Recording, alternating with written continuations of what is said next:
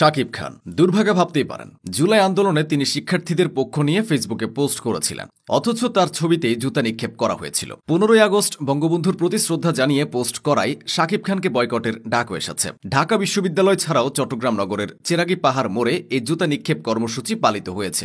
এদিকে সাংবাদিক ইলিয়াস শাকিবকে কটূক্তি করে ফেসবুকে পোস্ট দিয়েছেন, যা নিয়ে চটেছেন শাকিব ভক্তরা। কারণ জুলাই আন্দোলনে নিরীহ ছাত্রদের প্রাণ যেতে শুরু করলে প্রথমেই এর প্রতিবাদ জানিয়েছেন শাকিব। 2024 সালের 17 জুলাই ফেসবুকে দেয়া এক পোস্টে শাকিব খান লিখেছিলেন, আমার প্রাণের বাংলাদেশ এভাবে হতে পারে না, কারো মা বাবার বুক এভাবে খালি হতে পারে না। শুধু শাকিব খানই নয়, জুলাই আন্দোলনের সরব আরও বেশ কিছু মানুষকে বয়কট ও তাদের ছবিতে জুতা নিক্ষেপ করেছে গণঅভ্যুত্থানের পক্ষের বিভিন্ন প্ল্যাটফর্ম, যাদের মধ্যে অন্যতম উপস্থাপক ফারাবী হাফিজ। জুলাই আগস্টে তিনি ফেসবুকে বেশ সক্রিয় ছিলেন। আন্দোলনের বিষয়গুলো নিয়ে ফারাবী হাফিজ আকারে ইঙ্গিতে অনেক পোস্ট করেছিলেন, পাশাপাশি ক্ষমতাসীনদের আগ্রাসনেরও করেছিলেন সমালোচনা। উত্তাল ওই সময়ে এই বিষয়গুলো তাকে ছাত্রদের কাতারে নিয়ে এসেছিল।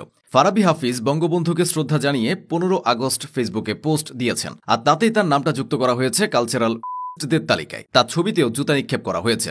জুতা নিক্ষেপ কর্মসূচি থেকে বাদ যাননি গায়িকা পারসা মাহজাবিন পূর্ণি, অথচ এই পারসাকে 1 বছর আগে মাথায় তুলে রেখেছিল আন্দোলনে অংশ নেয়া সর্বস্তরের মানুষ। ভুলে যাই আমি, ভুলে যাও তুমি, ভুলে যাক পুরো জাতি, গান তো নয় যেন জ্বালাময়ী কোনো ভাষণ। জুলাই আন্দোলনে দেশের সার্বিক পরিস্থিতি নিয়ে লেখা বিশেষ এই গানটি গেয়ে নেটিজেনদের প্রশংসায় ভেসেছিলেন পারসা। গানটি লিখেছেনও তিনি, কণ্ঠ দিয়েছেন তিনি। গানকে প্রতিবাদের ভাষা হিসেবে ব্যবহার করে মানুষকে উজ্জীবিত করেছিলেন। সেই পারসাও এখন গণঅভ্যুত্থানের ব্যানারে শিক্ষার্থীদের বয়কটের মুখে পড়েছে। অভিনেতা খায়রুল বাশারেরও একই দশা হয়েছে। জুলাই গণঅভ্যুত্থানে ছাত্রদের পাশে দাঁড়িয়েছিলেন ছোট পর্দার জনপ্রিয় এই অভিনেতা। সমসাময়িক বিভিন্ন কর্মকাণ্ডেও ভক্তমহলে প্রশংসা কুড়িয়েছেন তিনি। কিন্তু 15 আগস্ট বঙ্গবন্ধু শেখ মুজিবুর রহমানকে শ্রদ্ধা জানিয়ে একাংশের মানুষের রোষানলে পড়েছেন তিনি। ঢাকা বিশ্ববিদ্যালয়ে তার ছবিতে জুতা নিক্ষেপ করা হয়েছে।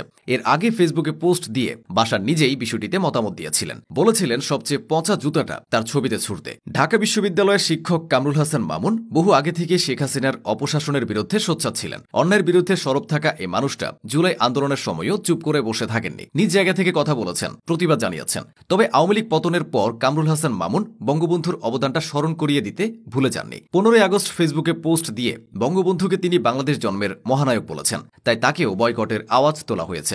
চট্টগ্রাম নগরের চেরাগী পাহাড় মোড়ে তার ছবিতে জুতা নিক্ষেপ করা হয়েছে। জুতা নিক্ষেপ করা হয়েছে উপস্থাপক আব্দুন নূর তুষারের ছবিতে। আব্দুন নূর তুষার গণঅভ্যুত্থানের পর থেকে ডক্টর ইউনূস সরকারের সমালোচনা করছেন, ভুলগুলো ধরিয়ে দিচ্ছেন। তবে তার এই সমালোচনাটা অতীতের ক্ষমতাসীনদের সময়েও চলেছে সমান তালে। আওয়ামী লীগের অন্যায়ের বিরুদ্ধে তো বলেছিলেনই, জুলাই আন্দোলনের সময়ও তুষার শিক্ষার্থীদের যৌক্তিক দাবির পক্ষে ছিলেন। তবে বছরখানেক যেতে না যেতেই পরিস্থিতি অনেকটাই পাল্টে গেছে। বঙ্গবন্ধুর প্রয়াণ দিবসে শোক জানিয়ে শিক্ষার্থীদের একাংশের তোপের মুখে পড়েছেন তিনি। চট্টগ্রামের চেরাগী পাহাড় মোড়ে তার ছবিতেও জুতা নিক্ষেপ করা হয়েছে। সাংবাদিক ও আইনজীবী মানজুর আল মতিন ছিলেন জুলাই আন্দোলনের অন্যতম মুখ। আমরা আমাদের সন্তানদের রক্ষা করার জন্য এসেছি, কারো বাপের প্রয়োজনে আমরা এখানে আসিনি। অন্যায়ের বিরুদ্ধে তার এই কণ্ঠস্বর বহু মানুষকে জাগ্রত করেছিল।